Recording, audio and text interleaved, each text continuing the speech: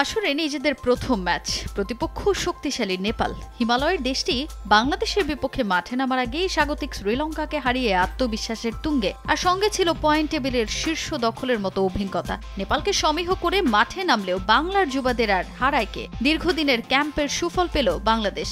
আসরের শুরুটা যে তারা করল কাঙ্ক্ষিতভাবেই।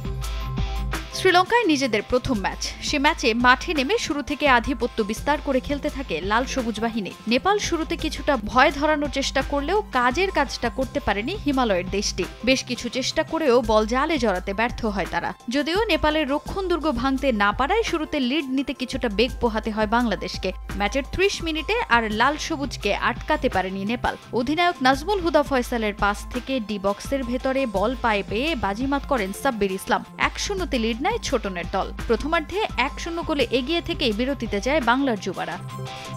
দ্বিতীয়ার্ধে মাঠে নেমে আর পাত্তাই পায়নি নেপাল। গোল শোধ দেয়া তো দূরের কথা, বিরতির পর দিশেহারা হয়ে পড়ে প্রতিপক্ষ দলটা। মাঠে নেমে ২ মিনিটের ব্যবধানে ২টি গোল করে বাংলাদেশ। ম্যাচের ৪৯ মিনিটে ডি বক্সের ভেতর বল পেয়ে জালে জড়ান অপু। ২-০তে এগিয়ে যায় নাজমুল ফয়সালের দল। পরের মিনিটে আবারও শ্রীলঙ্কার চোখে ধুলো দিয়ে লিড বাড়ায় লাল সবুজ বাহিনী। ৫০ মিনিটে বক্সের সামনে থেকে জোরালো শটে লিড ৩ গুণ করেন আরিফ। ৩ গোলে এগিয়ে গিয়ে জয়ের সুবাতাস ছড়াতে থাকে যুবারা। বিপরীতে নেপাল গোল শোধ দেয়ার মতো কোনো সুযোগই তৈরি করতে পারেনি, যদিও দ্বিতীয়ার্ধে বেশ কয়েকটি সহজ সুযোগ মিস করে ছোটনের দল।